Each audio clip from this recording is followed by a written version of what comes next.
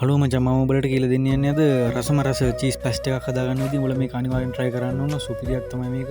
උඹලට මුලින්ම කරන්න තියෙන්නේ කැරට් කලයක් අරගෙන සුද්ධ කරගන්න ඕන. අපි ඒක සුද්ධ කරගෙන සාමාන්‍යයෙන් ටිකක් ලොකු පිටි වලට කපා ගන්න ඕන. ඊළඟට කරන්න තියෙන්නේ මචං මේ පිටි ටික පොඩි කොටු වලට ලස්සනට මචං කපා ගන්න ඕන. ඒ වගේම තමයි අපි මේකට ලීක්ස් එකතු කරගන්නවා.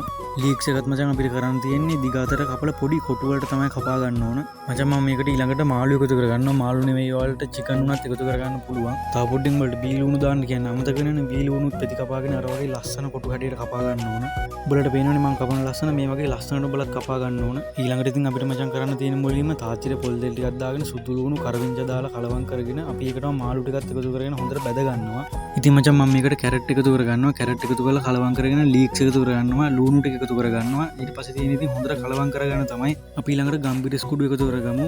කෑලි මිරිසුත් එකතු කරගන්නවා. මචං උඹලට කියන්න ඕන මම මේකට ලුණු එකතු කරේ නෑ. මොකද මම පැස්ට් ටික තම්බද්දි ලුණු එකතු කරගත්තා. ඒ වගේම මම මාළු ටිකටත් ලුණු පොඩ්ඩක් දාලා තියෙනවා. ඒ නිසා ලුණු එකතු කරගන්නේ නැහැ. දැන් ඉතින් ටිකක් මේක හොඳට කලවම් කරගන්න. ඊළඟට මම මේ වගේ ෆ්‍රෙෂ් මිල්ක් ටිකක් එකතු කරගන්නවා. අපිට මචං ගොඩක් ෆ්‍රෙෂ් මිල්ක් අවශ්‍ය වෙන්නේ නැහැ. ඔය වගේ පොඩි පැකට් එකක් තිබ්බහම ඇති. අපි ඊළඟට චීස් එක එකතු කරගන්නවා. දැන් ඉතින් මචං මේක හොඳට කලවම් කරගත්තට පස්සේ මේ වගේ ඇලෙන ගතියට එනවා. දැන් ඉතින් උඹලට මේක තියෙන්නේ රස බලන්න තමයි.